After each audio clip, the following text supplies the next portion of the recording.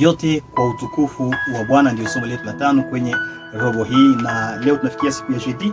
Tumejifunza zaidi kuhusu kukimbia ibada ya sanamu kwa sababu inamchukiza Mungu, haimpendezi. Na swali muhimu ni sasa tutajifunza ama tutawezaje kushinda ibada ya sanamu? Kwa sababu tumeona sanamu zinaweza kuwa katika njia nyingi.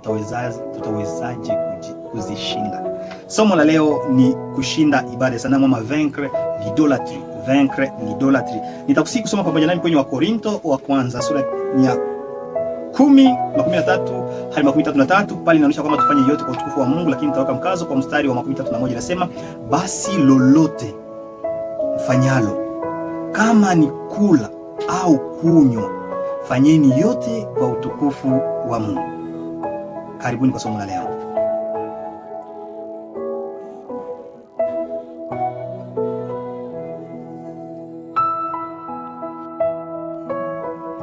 Utaelewa ya kwamba kuna kitu muhimu, kanuni muhimu katika maisha ya Mkristo ni kwamba kila kitu kinaruhusiwa, lakini si kila kitu kina faida.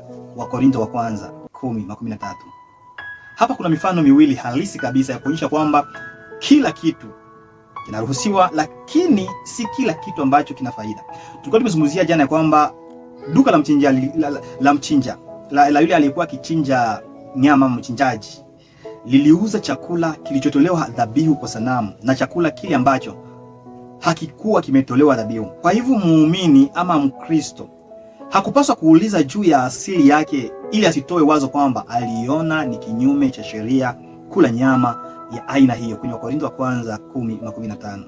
Lakini mtu asiyeamini alimwalika muamini ale, na muumini alikula bila swali, na kila kitu kinaruhusiwa kwake. Lakini mwenyeji alisema kwamba nyama ilikuwa imetolewa kwa sanamu. Kwa hivyo, ili kutoikosea dhamiri ya yule ambaye ni mwenyeji, ilionekana kuwa haifai kwa muamini kula nyama hiyo, kulingana na Wakorintho wa kwanza 10:17 hadi 19. Kanuni muhimu ziko hapa za msingi ni kwamba kanuni za msingi za maagizo haya pia ni mbili: kumsifu Mungu katika kila kitu. Chochote kile unachokifanya, iwe ni kula, hakikisha kwamba ni kwa utukufu wa Mungu. Iwe ni kuvaa mavazi, iwe ni shule, iwe ni kitu chochote kile, fanya kitu kwa utukufu wa Mungu, kulingana na Wakorintho wa kwanza 10:31. Na kutafuta pia faida sasa ya wengine, kwenye Wakorintho wa kwanza 10:14 hadi 32. Kuna mambo mengine ambayo tunajinyima, sio kwa kuwa ni dhambi, lakini kwa sababu ya kuwafaidia wengine tunakataa kuifanya. Kuna mambo mengine ambayo tunajinyima kwa sababu ya upendo tunao kwa ajili ya wengine, upendo usiokuwa na ubinafsi ambao tumejifunza katika somo lililopita. Yaani kumpenda Mungu kuliko vitu vyote na jirani yako kama unavyojipenda wewe mwenyewe, kama vile Yesu alivyokuwa akimuuliza yule kijana tajiri ambaye alikuwa anapenda mali yake kuliko hata watu wengine, na Yesu akampatia tu kazi ya kuona kana kwamba huyo mtu ana upendo. Rafiki mpendwa, mtazamaji na msikilizaji, tutaweza kushinda ibada ya sanamu wakati kwanza tunafanya kila kitu kwa utukufu wa Mungu, na kwamba tunafanya mambo mengine kwa faida ya watu wengine. Usiwe na mali ambayo umeifanya kuwa sanamu, unaipenda kuliko jinsi unavyompenda Mungu. Unaipenda kiasi ya kwamba huwezi kuwahudumia hata wengine, kama huyo kijana tajiri. Hapo utakuwa kabisa umekosea. Le parole de Paul dans 1 Corinthiens 10:31 à 11:1 servent de conclusion au chapitre 8 à 10. Il y précise qu'il ne cherchait pas son propre avantage, mais celui au plus grand nombre, en fait qu'il soit sauvé. Dans 1 Corinthiens 10:33. C'est ainsi qu'il imitait le Christ. Rafiki mpendwa, Mungu akubariki kuweza kushinda dhambi ya sanamu.